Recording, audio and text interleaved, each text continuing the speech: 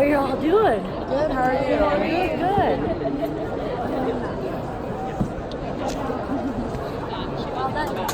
I guess I'll start. Yeah. So, I watched the first 4 episodes. I won't give anything away for everybody, but You watched the first 4 episodes? What was that like? I don't even know what the first 4 episodes look like. we talked earlier with the showrunners about Elizabeth Hurley being in Yeah. the season, and you were going to visit. Yeah. Right? So what was it like having that showrunners talked about her a little bit, and what she was like apparently Give me the inside scoop. apparently like embroidering and doing Sudokus in between She scenes. loves So her cool. Sudoku. It was great, and I also got to meet her son, who is lovely. I mean, I was lucky enough to have so much one-on-one time with her because, as you can guess, we're both witches and we both deal with dark magic, and so that comes into play. But yeah, she was just such a pleasure to work with, so professional, and for her to be able to, take on such a character like Morgan Le Fay with such grace, it was just amazing to watch. We had a lot of green screen time where we both had to imagine things that weren't actually there, and it was I learned a lot from just, working with her. Such a pleasure. The most difficult scenes to film are the ones that I can't talk about. Yeah. This season is all about magic and science coming to play with each other, how those two worlds colliding can affect humanity in general. And this season is going to be big on magic, and you'll see Nico's power grow in a much grander scale. Your character is getting darker and darker and darker. I know, when is it gonna end? Exactly, that was my question. Me too! Every time I get a script, I'm just like, oh! Do you think that Carolina can help her be less dark, maybe? I mean, I think, Carolina, with her spirit and heart, that's exactly what she's gonna try to do. But this season, no one's safe. And everyone kind of has to deal with learning what it means to sacrifice for the ones that you love to protect them. And Nico and Carolina both deal with that together. So I know the fans are nervous, and they're right to be. The most interesting part for me, at least, about Nico's journey is how she starts to resemble her mother I in know. many ways. Yeah. Do you draw from Brittany's performance to kind of create that change? I mean, I didn't do it intentionally, but I think we all wear black. We both kind of have the same tight-fitted black clothing, which kind of gives us the same posture and the same way of talking, and so yeah, I mean that's definitely part of it. And then this season, like I was saying, Nico deals with learning what it means to sacrifice for the ones you love, and that was the very reason she resented her parents so much for the first 2 seasons. Why do they do the things that they do? They gave up so much of their morals because they want to protect Nico.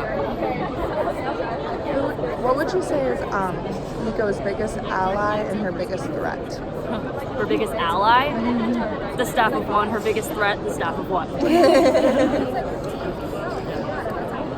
There is this very intense scenes in episode 1 where Nico and Alex are like, we have to be ready to kill.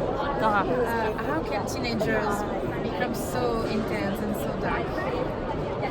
Desperate times calls for desperate measures, and I think for Nico, she's so loyal that if it means doing that to protect the people that she loves and cherishes, she'll go all out. She'll risk anything. She'll do that. Yeah.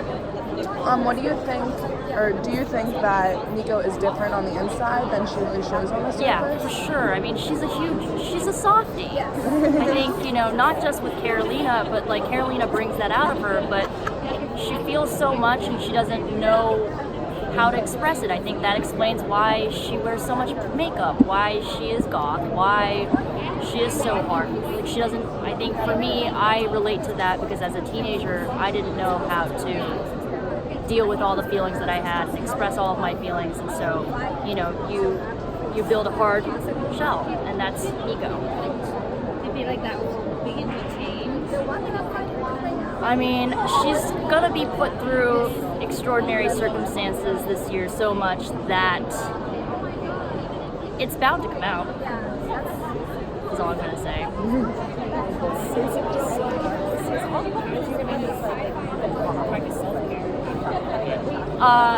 I wish I had time for self-care. There really wasn't a lot of that this year. I think I have a habit of, just working through everything, and once it's done, I'm just like, all right, I'm going to the Korean spa. But yeah, I've heard from a lot of fans that I should stay hydrated, so that's what I did mostly. So you get to do the crossover with Cloak and Dagger. Yeah. How did they interact with your character? Like as characters Yes, or as character and as actor? people, I guess. As well as you could imagine, Nico has a lot of trust issues. So when anybody outside of her normal circle comes into play, there's a lot of questions, and you'll see a little bit of that during the Cloak and Dagger crossover episode. But Olivia and Aubrey as people, they're awesome. It's such a pleasure to work with them. So excited to have them. Have been wanting this to happen for 3 years now. When it finally did, it just made so much sense. As different as our two shows are, we were able to work so well together, and it was just, so great having them. So do you want to go and cross over into Cloak and Dagger? Yeah, that would be great.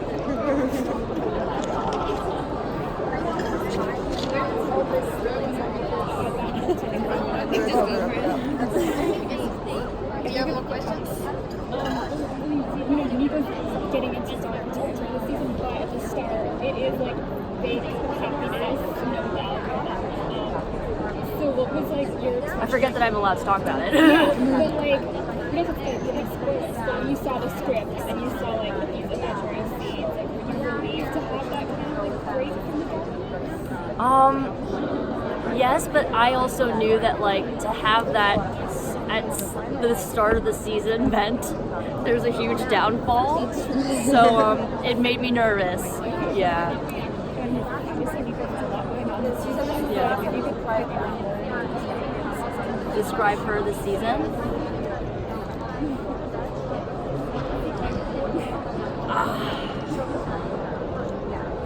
What would be a good word?